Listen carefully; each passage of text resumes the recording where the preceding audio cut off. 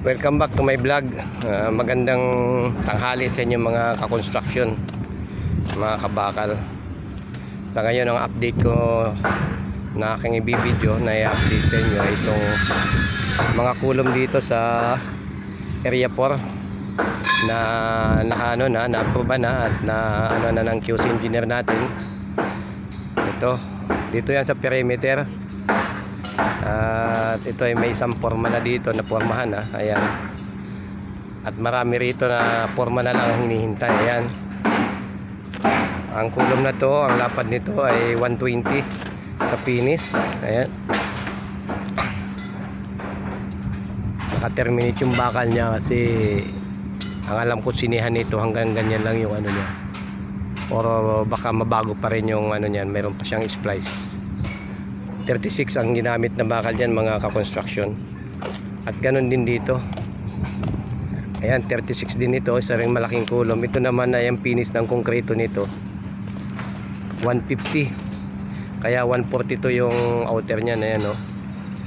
Naka-termination din siya sa taas. Ang ginamit na outer dyan ay 16mm.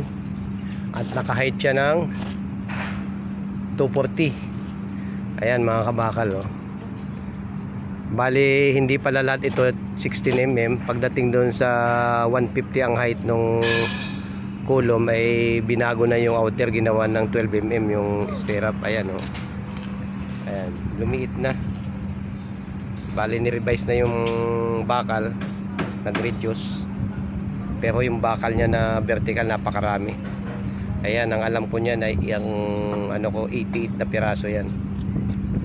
Yung kulom na yan 150 naman ang laki niyan sa finish. 160 yung laki niyan. At ganoon din dito, meron din yung mga kulom pa na malalaki.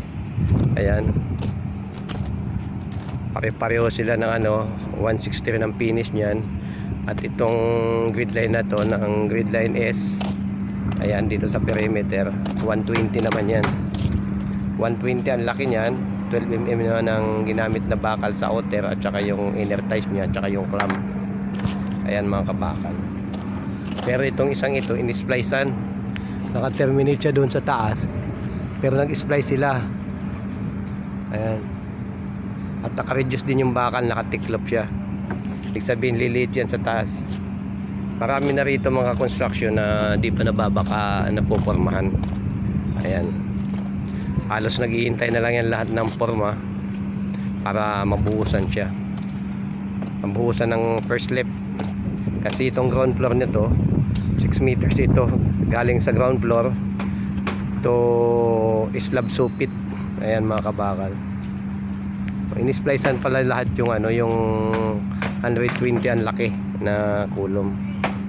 At siya nga pala mga kabakal, kung duman ito sa inyo mga wall, pahingi naman ng isang subscribe dyan nang mahit ko yung aking 1,000 subscribers, na sa ganon ay mamonetize yung aking YouTube channel. Punta naman ako dito sa pinakamalaking layout ng mga tubo para sa ating CR. Ayan mga construction, yung layout ng mga tubo dyan sa plumber works. So, shout out sa inyo mga tropa. Ayan. Oo. Linggo ngayon kaya wala masyadong gumagawa. Yeah.